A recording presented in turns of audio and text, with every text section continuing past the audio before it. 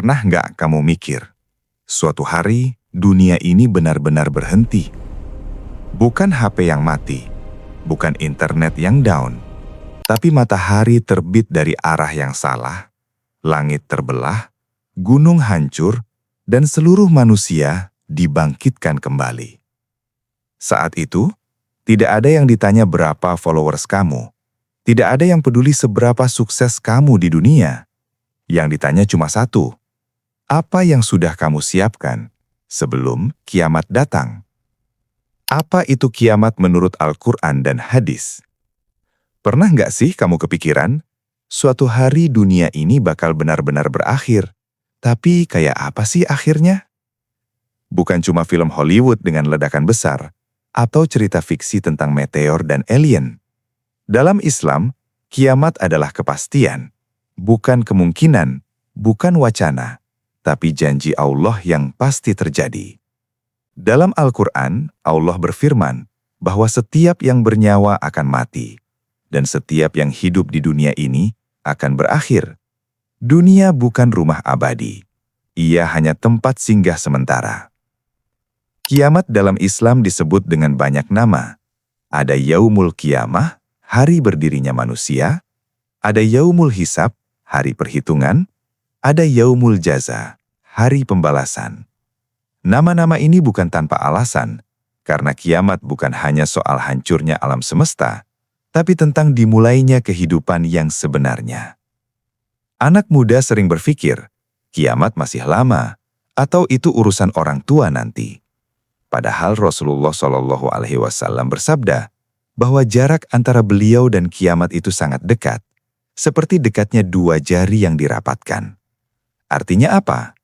Secara usia bumi mungkin terasa lama, tapi secara makna, kiamat itu dekat dengan setiap manusia. Karena saat seseorang meninggal, baginya dunia sudah kiamat. Al-Quran menggambarkan kiamat dengan bahasa yang sangat kuat. Langit terbelah, bintang berjatuhan, gunung-gunung dihancurkan hingga seperti kapas yang berterbangan, lautan meluap dan saling bercampur. Bumi memuntahkan seluruh isinya. Ini bukan sekedar gambaran visual, ini adalah peringatan. Allah ingin manusia sadar bahwa sekuat apapun kita membangun dunia, seindah apapun pencapaian kita, semuanya akan berakhir. Yang sering luput kita sadari, kiamat bukan hanya peristiwa kosmik, tapi juga kejutan spiritual. Al-Quran menyebutkan bahwa kiamat datang secara tiba-tiba. Tidak ada countdown, tidak ada notifikasi, tidak ada 5 menit lagi. Saat manusia sedang sibuk tertawa, berdagang, bermaksiat, saat itulah sangkakala bisa ditiup. Rasulullah SAW menjelaskan bahwa malaikat Israfil sudah sejak lama menempelkan sangkakala ke mulutnya, menunggu perintah Allah. Matanya tertuju ke arsy, siap meniup kapan saja. Bayangkan, kita sibuk scroll media sosial, sibuk mengejar validasi, sibuk menunda taubat, sementara malaikat sudah siap meniup tanda akhir segalanya. Kiamat bukan diciptakan untuk menakut-nakuti, tapi untuk membangunkan. Allah tidak ingin manusia hidup tanpa arah, tanpa tujuan, tanpa tanggung jawab. Karena kalau tidak ada kiamat, tidak ada keadilan yang sempurna. Orang baik yang dizolimi akan merasa hidupnya sia-sia. Orang jahat yang lolos dari hukuman akan merasa aman. Maka kiamat adalah jawaban atas semua ketidakadilan dunia. Dalam hadis, Rasulullah SAW menjelaskan bahwa sebelum kiamat terjadi, manusia akan lupa tujuan hidup. Agama hanya tinggal nama. Al-Quran hanya dibaca tapi tidak diamalkan. Kejujuran dianggap kuno, dosa dianggap biasa. Yang haram terlihat normal, yang halal dianggap aneh. Inilah mengapa pembahasan kiamat sangat relevan untuk anak muda, karena kita hidup di zaman di mana batas benar dan salah makin kabur. Kiamat mengingatkan satu hal penting. Hidup ini bukan tentang siapa paling viral, siapa paling kaya, atau siapa paling berkuasa, tapi tentang siapa yang paling siap bertemu Allah. Setiap detik yang berlalu, sebenarnya kita sedang berjalan menuju satu titik yang sama, kematian lalu kebangkitan. Kiamat adalah alarm besar yang berkata, waktu kamu di dunia terbatas. Bukan untuk membuat kita putus asa, tapi agar kita lebih sadar dalam hidup. Karena orang yang ingat kiamat akan lebih hati-hati dalam berkata, lebih lembut dalam bersikap, lebih cepat bertaubat, dan lebih serius mempersiapkan akhirat. Tanda-tanda kiamat kecil saat dunia berubah tanpa kita sadari. Kalau mendengar kata tanda kiamat, banyak orang membayangkan langit runtuh atau gunung meledak. Padahal sebelum kiamat besar terjadi, Rasulullah Shallallahu Alaihi Wasallam sudah menjelaskan satu fase penting, tanda-tanda kiamat kecil.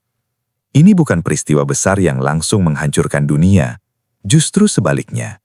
Ia terjadi perlahan, halus, dan seringkali terlihat normal. Itulah kenapa banyak orang tidak sadar bahwa mereka sedang hidup di zaman tanda-tanda kiamat.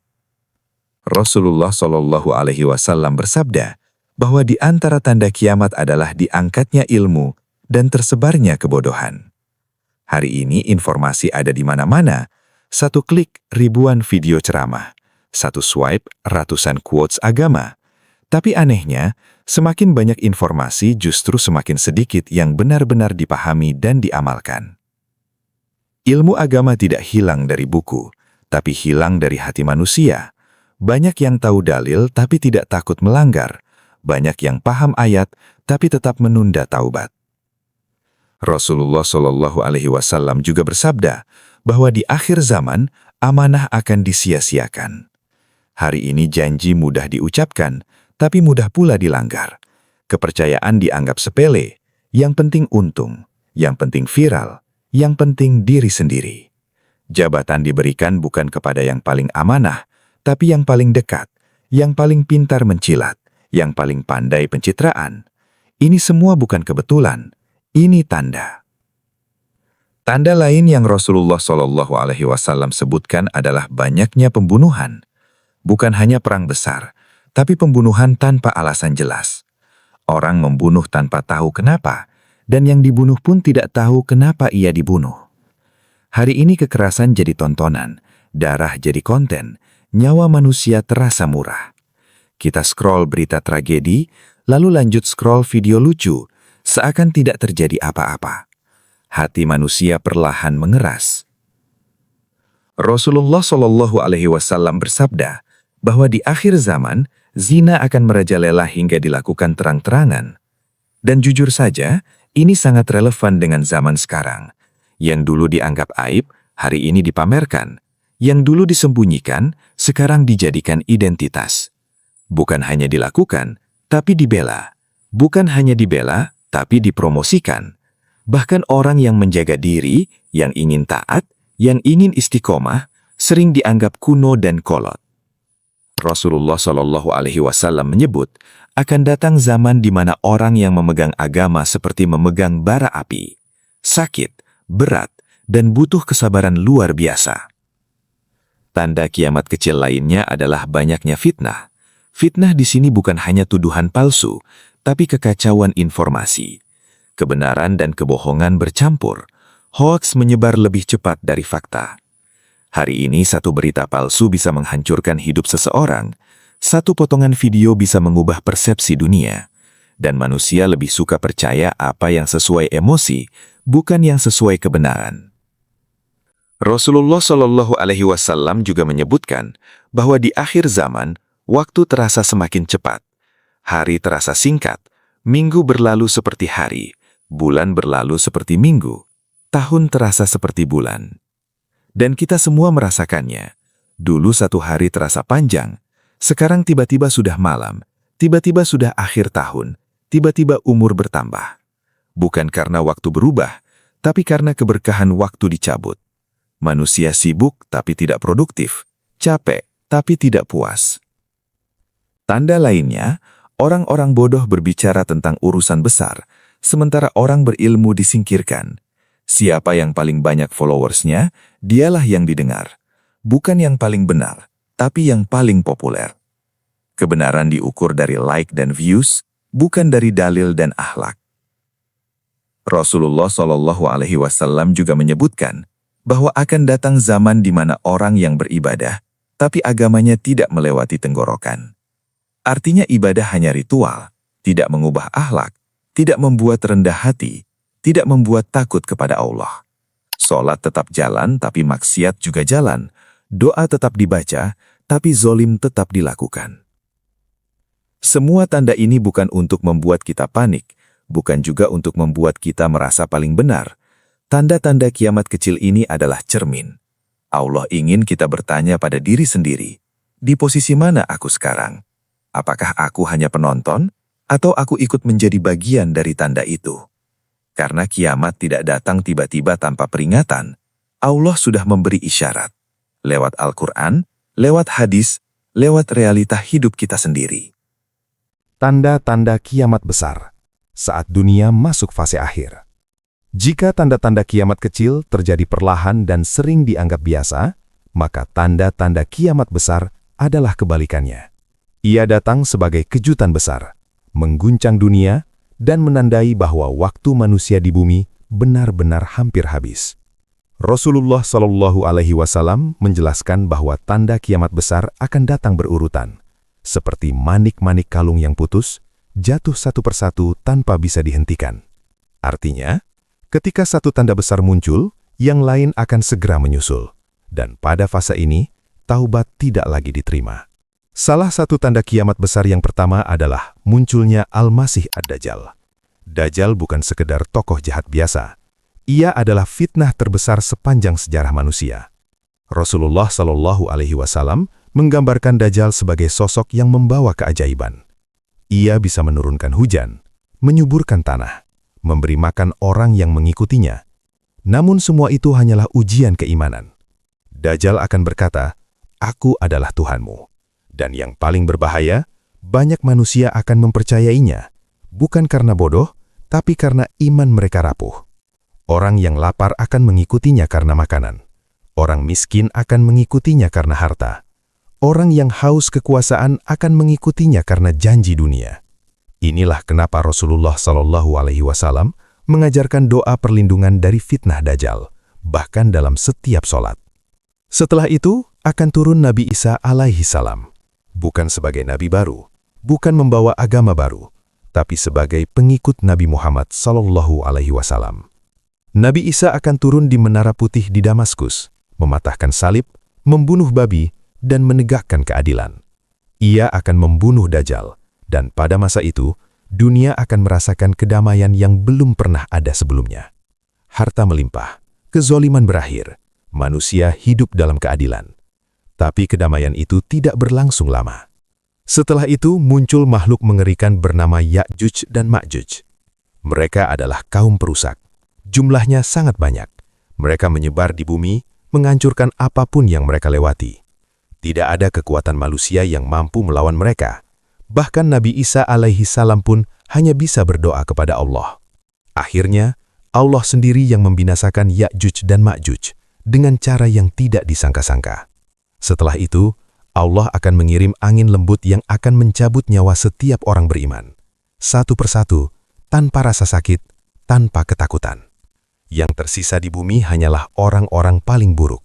Mereka tidak mengenal Allah, tidak mengenal sholat, tidak mengenal iman. Dan kepada merekalah kiamat besar akan terjadi. Tanda besar lainnya adalah matahari terbit dari barat. Ini bukan kiasan, ini kejadian nyata.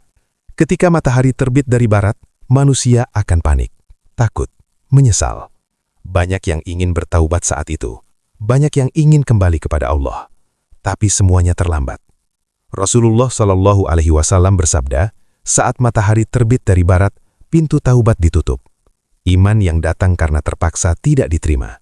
Penyesalan yang datang karena takut tidak bernilai. Karena iman sejati adalah iman sebelum melihat bukti yang tak terbantahkan. Tanda lainnya adalah keluarnya binatang melata dari bumi, Dabatul Ard. Makhluk ini akan berbicara kepada manusia, menandai siapa yang beriman dan siapa yang kafir. Tidak ada lagi pura-pura, tidak ada lagi topeng, semua dibuka. Kebenaran dan kebatilan terlihat jelas. Akan terjadi pula 3 kali gempa besar, satu di timur, satu di barat, dan satu di Jazirah Arab. Bumi yang selama ini kita pijak, yang kita anggap kokoh, akan berguncang hebat. Manusia akan sadar bahwa mereka tidak punya kendali apapun. Dan tanda terakhir sebelum kiamat adalah munculnya api besar dari Yaman yang menggiring manusia ke tempat berkumpulnya mereka. Setelah semua tanda ini terjadi, tidak ada lagi yang tersisa kecuali tiupan sangkatala.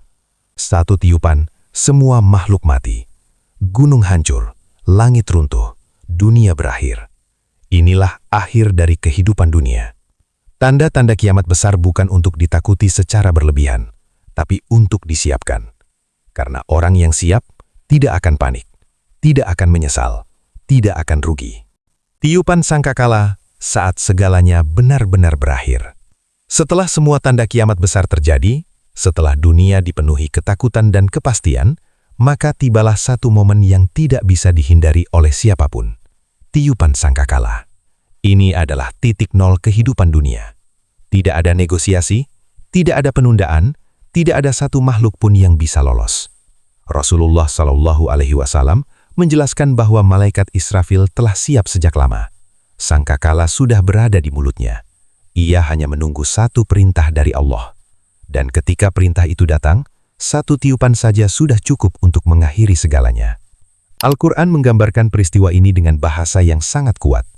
Langit terbelah, bumi diguncang dengan guncangan yang belum pernah terjadi sebelumnya. Gunung-gunung hancur, bukan runtuh perlahan, tapi dihancurkan hingga menjadi debu halus. Lautan meluap, air mendidih, api dan air bercampur. Hukum alam yang kita kenal hari ini tidak lagi berlaku. Semua sistem runtuh. Pada saat itu, tidak ada lagi teknologi yang bisa menyelamatkan. Tidak ada bunker teraman. Tidak ada kekuatan militer. Tidak ada kekayaan. Manusia yang paling berkuasa di dunia dan manusia paling lemah akan berada pada posisi yang sama. Tidak berdaya. Tiupan sangkakala pertama disebut sebagai tiupan kematian. Semua makhluk yang masih hidup akan mati. Manusia, jin, hewan, bahkan malaikat pun atas kehendak Allah akan merasakan kematian. Dunia menjadi sunyi, sepi, kosong. Tidak ada suara, tidak ada kehidupan, tidak ada waktu seperti yang kita kenal. Inilah akhir dari dunia yang selama ini kita kejar. Dunia yang kita bela mati-matian. Dunia yang sering membuat kita lupa akhirat. Setelah semuanya hancur, Allah membiarkan keadaan itu berlangsung selama yang Dia kehendaki. Berapa lama? Tidak ada satupun yang tahu. Kemudian, Allah memerintahkan tiupan kedua. Dan disinilah fase berikutnya mulai. Kebangkitan.